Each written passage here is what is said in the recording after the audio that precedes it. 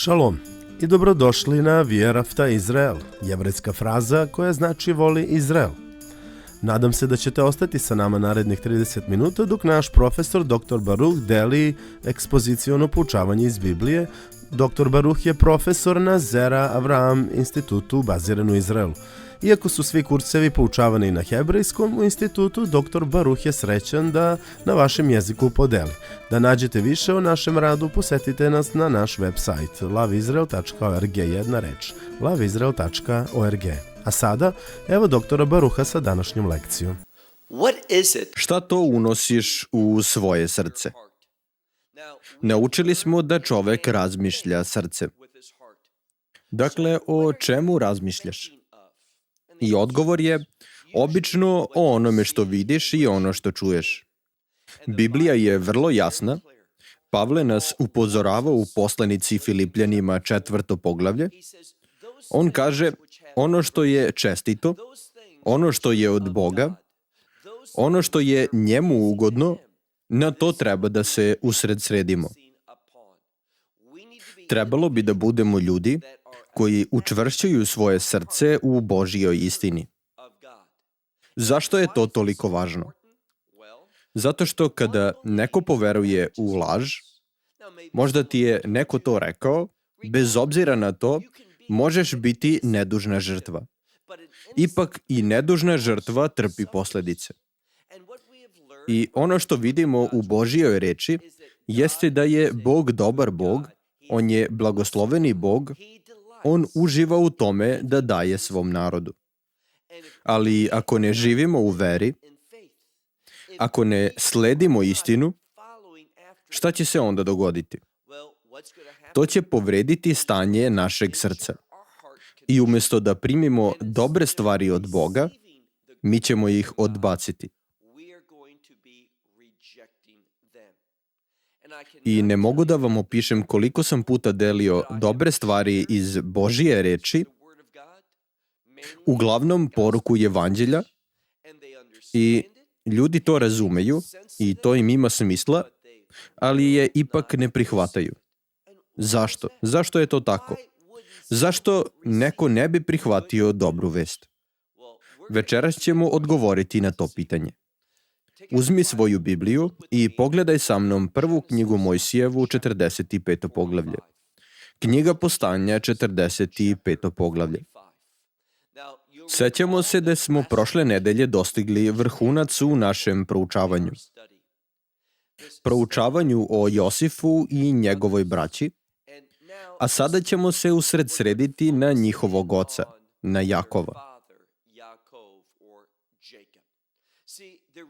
Vidimo da je ponovo okupljanje započelo. Josif i Benjamin su se zagrlili, a i ostalo braća su prišla i radovala se ovom susretu kada im se Josif otkrio.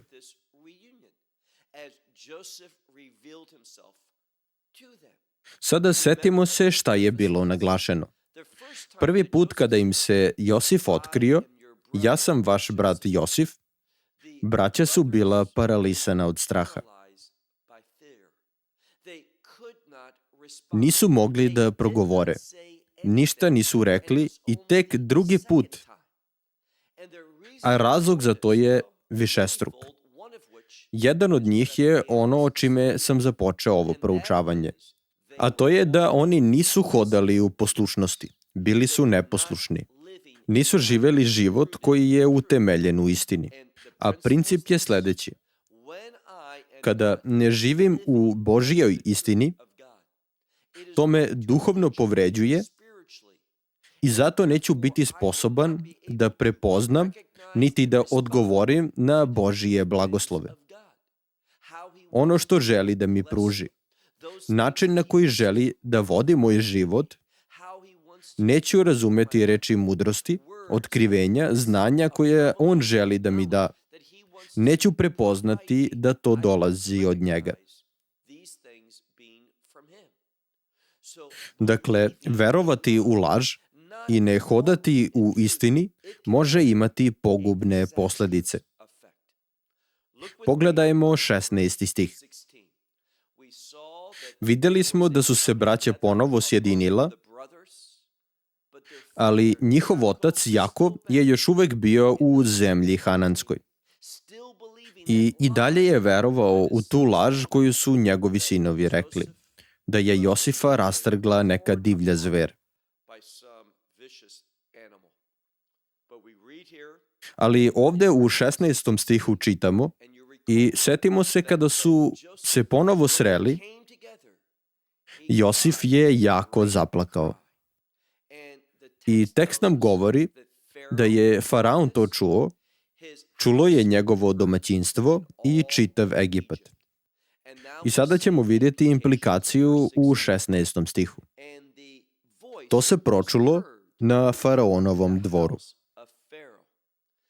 I šta je to što se pročulo? Ovde sledi objašnjenje. Objašnjenje glasi: došla su Josifova braća.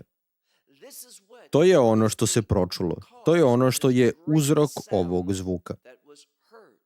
I obratimo pažnju, i dalje smo u 16. stihu. To je bilo drago Faraonu i njegovim slugama.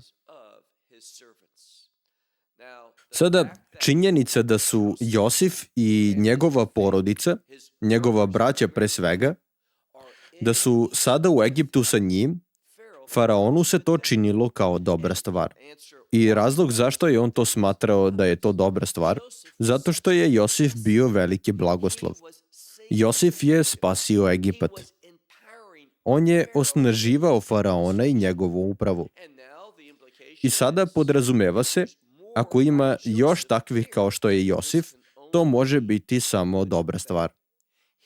Faraon je razumeo da je Josif bio dat radi spasenja.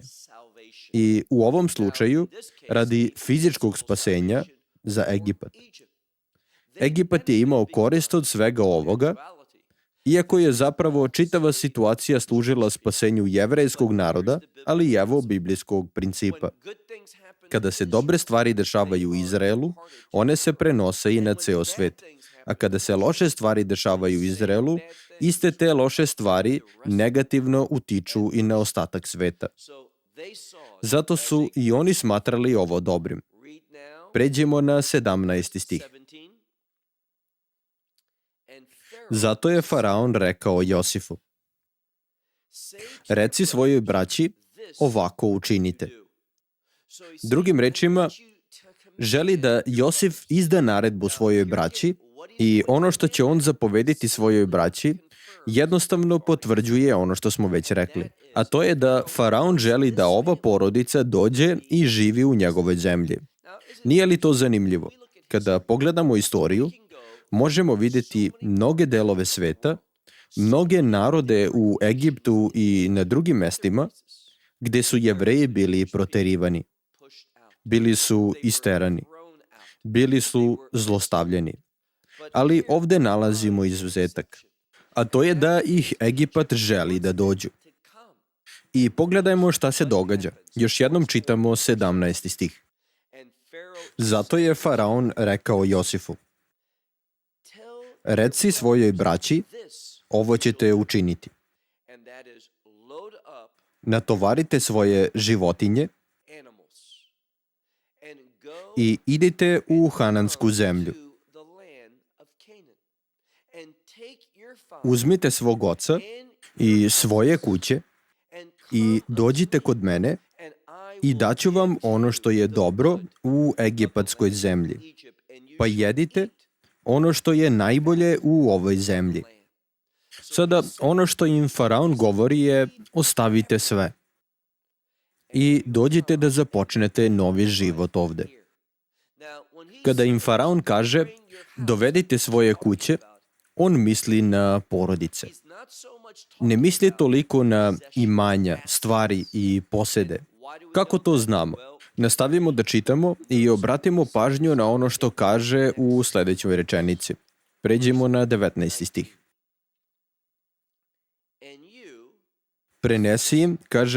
Prenesi im ovaj uput. Dakle, zapoveđuje im: uzmite sa sobom iz egipatske zemlje kola za svoju decu i za svoje žene, pa povezite svog oca i dođite ovamo. Dakle, on kaže, i ovo je drugi put da to govori, i to odlučno. Ovo je zapovest. Faraon poručuje, želim tvoju porodicu ovde. Zato kaže, uzmite ta kola, što se može prevesti i kao zaprege ili kola za prevoz, i vratite se. Povedite decu, povedite žene, povedite ceo narod. Faraon želi da jevrejski narod bude u njegovoj zemlji, jer je prepoznao da je Josif blagoslov. Veruje da će Josifova porodica biti dobra i korisna za Egipat i zbog toga to čini. I obratimo pažnju šta još kaže u 20. stihu. Ne žalite za svojim stvarima. Sada ovo se odnosi na pokućstvo, kućne predmete i imovinu. I on im kaže, ne sažaljevajte to. Ostavite sve to tamo. Nemojte ništa nositi sa sobom. Zašto? Implikacija je, i to ćemo vidjeti za koji trenutak, a to je da će Faraon obezbediti sve novo za njih. Ne moraju ništa donositi, osim onoga što im treba za put, da ponesu samo ono neophodno za putovanje tamo i nazad i naravno da povedu članove porodice. Čitamo dalje u 20. stihu. Jer je vaše sve ono što je dobro u egipatskoj zemlji.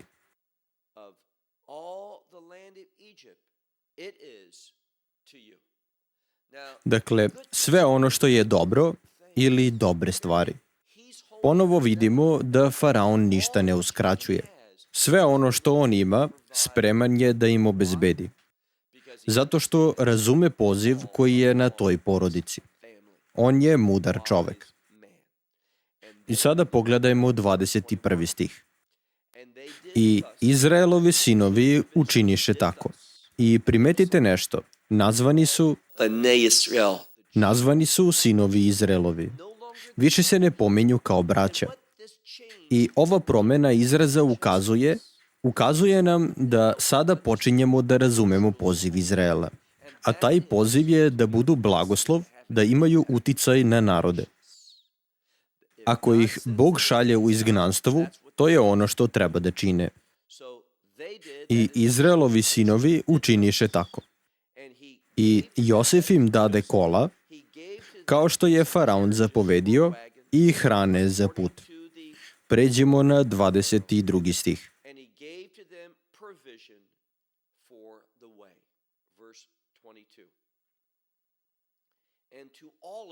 I svakom od njih dao je po haljinu. Sada bukvalno u hebrejskom tekstu koristi se izraz halifot simalot. U množini je. Dakle, ne samo jedna promena odeće, već više njih, najmanje dve, ako ne i više. Zatim tekst kaže, nastavimo sa čitanjem, dao je nešto posebno.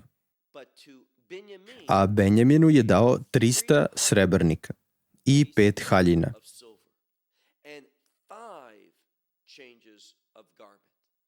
Dakle, šta ovde vidimo? Ovde vidimo razliku.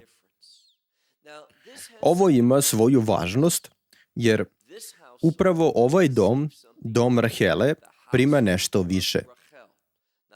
Rahela, naravno, više nije živa, a jedina njena deca su Josif i Benjamin.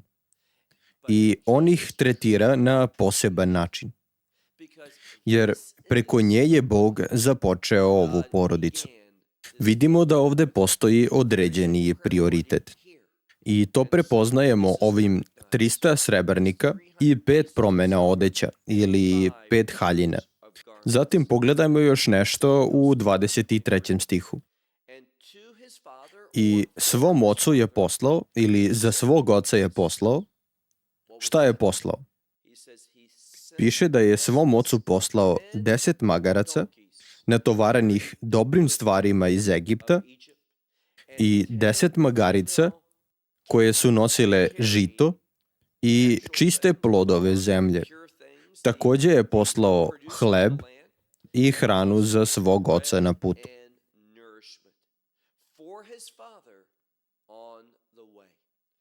Sada ova razlika, to što je Josif posebno ovo obezbedio za svog oca, jeste Josifov način delovanja, iako mu je faraon zapovedio, Josif je sve to lično organizovao.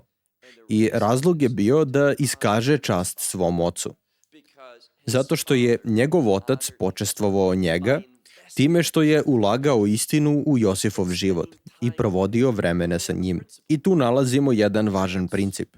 Roditelji, poštujte svoju decu, svoje sinove i svoje kćeri i kada ostarite, oni će poštovati vas. I šta mislim pod tim poštovati? Učiti ih reči Božijoj, vaspitavati ih u duhovnoj istini, ulagati u njihov život na osnovu istine iz reči Božije. Ove stvari će vam se vratiti kao blagoslov. Pređemo na 24. stih. Tako je on otpustio svoju braću i oni su krenuli, a on im je rekao, nemojte da se putem ljutite. Šta on time želi da kaže? Pa postoji više tumačenja. Prvo, nemojte razmišljati o prošlim stvarima koje su se dogodile i koje bi mogle da u vama probude gnev ni na koji način. Drugo im kaže, ne prepirite se međusobno ni oko čega. I ovo je mudrost, jer treba da živimo bez gorčine i ljutnje. On im nije rekao nećete imati razloga da se ljutite, nije im to rekao. Rekao je nemojte se ljutiti. I to je nešto za što bi trebalo stalno da se molimo, da se ne ljutimo. Znam da stih kaže, gnevite se, ali ne grešite, i to je dobro rečeno, ali ovde se misli na gnev koji vodi pogrešnom ponašanju. Naravno, ima mnoge stvari na ovom svetu koje nam se ne dopadaju, koje nisu od Boga, koje su grešne i zbog njih treba da budemo uznemireni. Ali isto tako trebamo biti veoma oprezni da ne dozvolimo da nas stvari razljute na način koji će nas navesti da mislimo i ponašamo se na način koji ne proslavlja Boga. I to je Josifova namera prema njegovoj braći. Zato im kaže, nemojte se ljutiti usput. Pređemo na 25. stih. Oni su pošli iz Egipta i stigli u Hanansku zemlju kod svog oca Jakova. Sada dolazimo do kraja ovog poglavlja, a i u izvesnom smislu i do vrhunca. Jer uskoro, za nekoliko trenutaka, Jakov će nešto čuti. Čuće reči, velike reči, čuće radosnu vest da njegov sin Josif nije mrtav, već da je još uvek živ. I očekivali biste da su to reči koje je ceo život želeo da čuje. Sada razmislite na trenutak. Nažalost, živimo u veoma zlom svetu i često dolazi do razdvajanja. Nekada deca jednostavno nestanu. Često im se dešavaju užasne stvari koje nećemo ni pominjati. Deca bivaju ubijena i nikada se više ne pronađu. Ali roditelji u sebi i dalje se nadaju. Oni u sebi kažu, možda će se nekako to dete vratiti. Biće pronađeno. I jednoga dana zakucat će neko na vrata, zazvonit će telefon, nešto će se dogoditi i ponovo ćemo biti zajedno. I duboko u sebi to je ono što oni žele da čuju. I toliko je tužno i tragično što su veoma retke takve situacije. Ali upravo to će se dogoditi Jakovu. Godinama je tugovao zbog Josifovog nestanka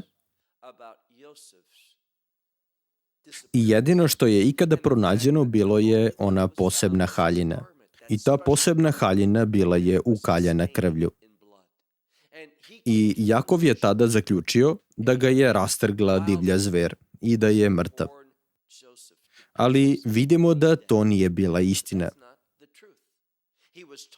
Rekli su mu to, ali bilo je to laž. I šta nalazimo? Oni odlaze da donesu radosnu vest svom ocu. Pogledajmo 26. stih. 26. stih je veoma važan. jer u njemu nalazimo duhovni princip. Onaj koji bi trebalo da shvatimo ozbiljno i koji smo već spominjali na početku ovog proučavanja. Pogledajmo 26. stih. Tada su mu sve ispričali. Josif je još živ. Sada ova reč od vidimo da se mnogo puta pojavljuje u tekstu. Sećamo se da je Josif pitao da li je moj otac još uvek živ i koristi isto tu reč od i vidimo da se to ponavlja u tekstu. I ono što se sad ovde događa je da braća donose dobru vest Jakovu. Ovo objavljuju svom ocu. Josif je još živ i vlada i ovde vidimo da se ponovo koristi jedna važna reč vladar koja označava jedinstvenog vladara, mesijanskog vladara. I o tome smo pričali prošle nedelje. Dakle, on je vladar i obratimo pažnju šta kaže. Josif je još živ i vlada svom egipatskom zemljom. Kada je on ovo čuo, šta bismo mi očekivali? Da plane u suzama radosnicama. Da kaže, za ovo sam se molio. Duboko u sebi znao sam da je živ. Bilo mi je teško da poverujem da je mrtav. Očekivali bismo da Jakov kaže, ovo su reči koje sam čekao više od 20 godina. Ali primetimo šta tekst kaže. Vayafag libo. Mnogi engleski prevodi ovu frazu prevode prilično neobično. Jer ako pogledate mnoge prevode, naći ćete da mnogi prevodi prevode ovo da je Jakov bio zatečen. Sada ne postoji način da pogledate ovu reč, a da ne primetite njenu dubinu. I ohrabrujem vas da uradite ozbiljnu jezičku analizu te reči. Ona se u celoj reči Božjoj pojavljuje samo 4 puta i nikada ne znači zatečen. Drugi prevodi kažu zadivljen, neki čak i iznenađen. Ali sve su to pokušaj da se izrazi prirodna ljudska reakcija, a ne pravo značenje same reči. On je čuo vesti i bio je šokiran, iznenađen, zatečen, očaran. Ali to nije ono što Božja reč govori. Jer sledeća reč ovde je reč libo. Obratimo pažnju šta kaže ovde u 26. stihu. Vayafag libo. Dakle, nešto se desilo sa njegovim srcem. Mnogi prevodi ovu frazu prenose preciznije i to je u redu. Njegovo srce je klonulo, oslabilo, malaksalo. Ono što bukvalno ova reč znači kada pogledamo na drugim mestima u tekstu, ima veze sa rukom koja je oslabljena. Ruka koja je ispružena i umorna. Ili nešto što je izgubilo snagu. Nešto što je prestalo da pravilno funkcioniše. I upravo nam to govori Božja reč. Kada poverujemo u nešto što nije istina, to ima negativan uticaj na naše srce. I ovde ne govorimo o organu koji pumpa krv, već u pismu srce je ono čime mislimo. To je duhovna komponenta čovekovog postojanja. Dakle, kada ne možemo da mislimo ispravno, nećemo moći ni da reagujemo ispravno. U pismu postoji veza između srca i vere. Jednom sam slušao čoveka kako govori o tome kako je praznoverje ušlo u crkvu. I verujte mi, zaista ima mnogo praznoverja, mnogo paganskih elemenata koji su se uvukli u hrišćanstvo i u judeizam. I moramo očistiti svoje bogosluženje od takvih stvari i fokusirati se na ono što je istinito. Ali iznenadilo me je kada je taj čovek govorio o molitvi i rekao pozivamo Mesiju u naše srce. Dakle, radi se o idiomu.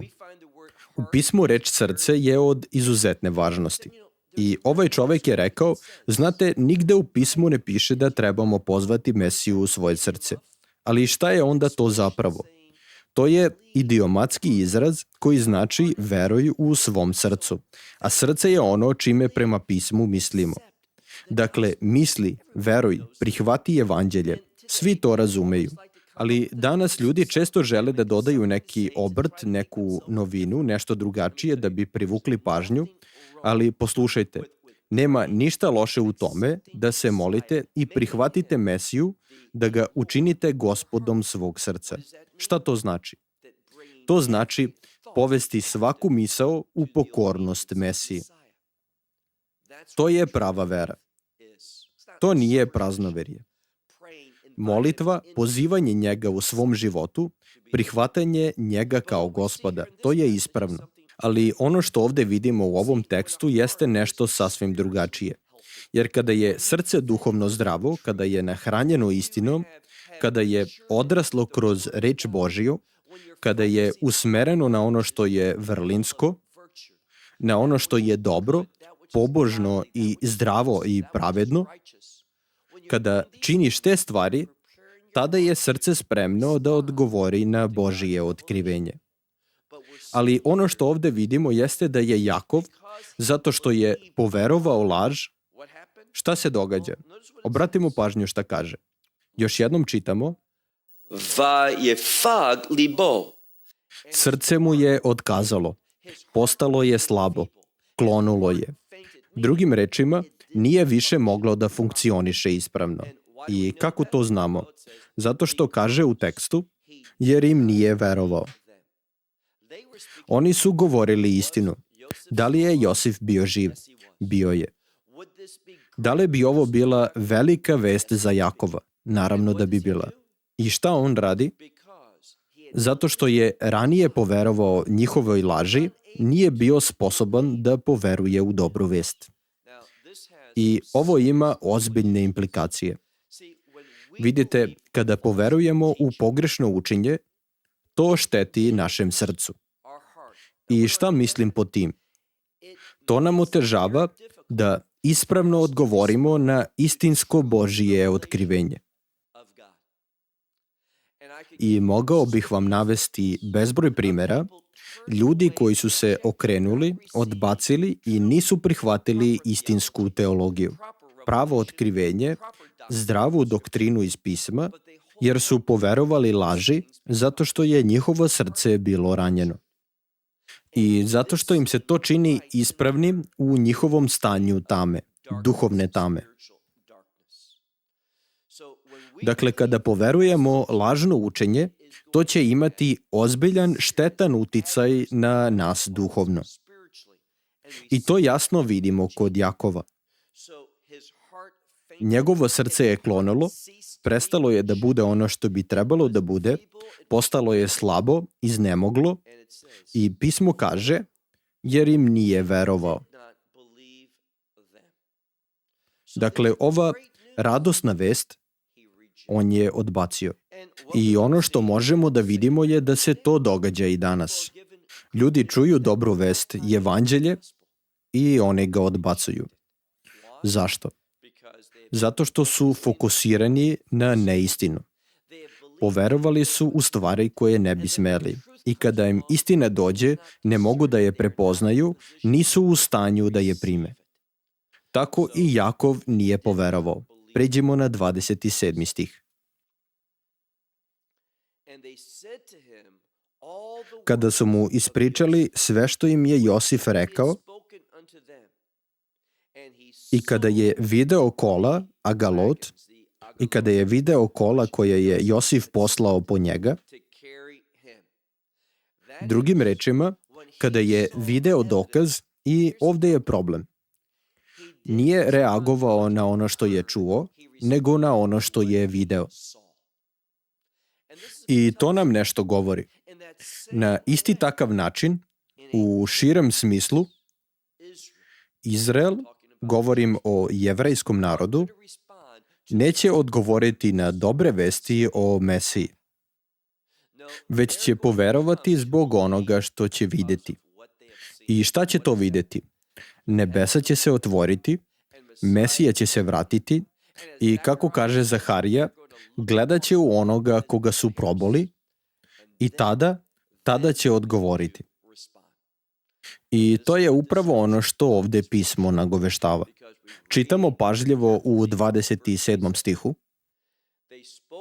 Kada su mu ispričali sve što im je Josif rekao, ali kada je video kola koja je Josif poslao po njega, onda imamo ovaj izraz na kraju ovog 27. stiha. Oživeo je duh njegovog oca Jakova. I tek kada je poverovao, kada je video i kada je čuo, onda se dogodilo ono što sledi. Duh Jakovljev je oživeo. I to je prikaz onoga što će se dogoditi u poslednjim danima. Pređemo na 28. stih.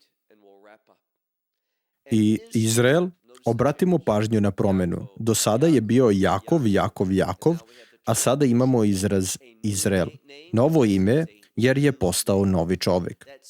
Duh u njemu je oživeo. Zbog Božijeg delovanja. Zbog Božije namere i Božije volje. Još jednom pogledajmo 28. stih. Tada je Izrael uzviknuo. Rav od Josef Beni Chai. Reč Rav znači mnogo ili obilno ili veliko. Ne govori samo da je to dobro. Ne kaže samo prihvatam. Već ova reč Rav je veoma snažna reč. I to je reč obilja. I pokazuje unutrašnju promenu koja se desila kada je poverovao. Zato kaže obilno, mnogo, dosta je, moj sin Josif je živ. Poći ću i vidjet ću ga pre nego što umrem. Jakov je razumeo nešto. Razumeo je Božiju vernost. I zbog toga, zašto to tamo piše? Poći ću i vidjet ću ga pre nego što umrem. Vrlo jednostavno. Zato što kada je čuo istinu, da je Bog sačuvao njegovog sina u životu, kada je čuo tu vest o Josifu, bio je spreman da umre. Ne govori se ovde o onome što je govorio ranije, o tome da će u grob otići sa 7 kosom, u žalosti, u bolu. Sada je sve to promenjeno. Zbog ove dobre vesti, zbog ove radosne vesti, da je Josif živ i to na veličanstven način, i Jakov želi da ga vidi svojim očima i spreman je da umre. Vidiš, vera nas priprema za smrt. Vera nas priprema za ono što sledi posle smrti.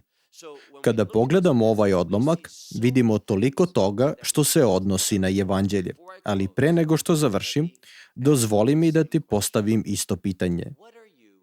Šta to unosiš u svoje srce? U šta veruješ? I kome dopuštaš da ima autoritet nad tvojim duhovnim sazrevanjem? Trebaš se postarati da ono što slušaš, ono što gledaš i ono što radiš, da sve bude zasnovano na autoritetu Božije nepogrešive reči. I to je važan pojam. To jednostavno znači da Božja reč u svom izvornom obliku nema grešaka. To je čisto otkrivenje od Boga, kako bismo mogli da poznamo istinu, a istina da preuzme vlasništvo nad našim životom, oslobađajući nas od greha, od sumnje, od pogrešnog načina razmišljanja, da bismo mogli misliti u skladu sa Božijom voljom, da bismo mogli živeti po Božijim namerama.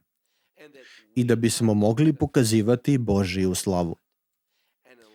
A ako se ne fokusiramo na istinu, ako u svoje unutrašnje biće ne unosimo ono što je prihvatljivo i ugodno Bogu, kada se suočimo sa Božijom dobrotom, nećemo je prepoznati. Odbacit ćemo je. I napravit ćemo neke od najvećih mogućih grešaka. Fokusiraj se na Božiju istinu. Ispuni svoje srce onim što dolazi od njega. Završavam sa tim.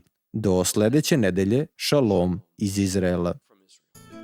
Nadamo se da ćete imati koristi od današnje poruke i podeliti je sa nekim drugim. Molimo vas da nam se pridružite svake nedelje u ovo vreme na ovoj stanici za radio izdanje loveisrael.org. Opet da saznate više o nama, posetite nas na našoj web stranici loveisrael.org. Tamo ćete naći članke i nekoliko drugih predavanja našeg učitelja dr. Baruha. Ova učenja su u video obliku, možete ih preuzeti ili gledati u streamingu. Do sledeće nedelje, neka Gospod blagoslovi vas u našem Mesiji Jošuji dok hodate sa njim. Šalom iz Izraela.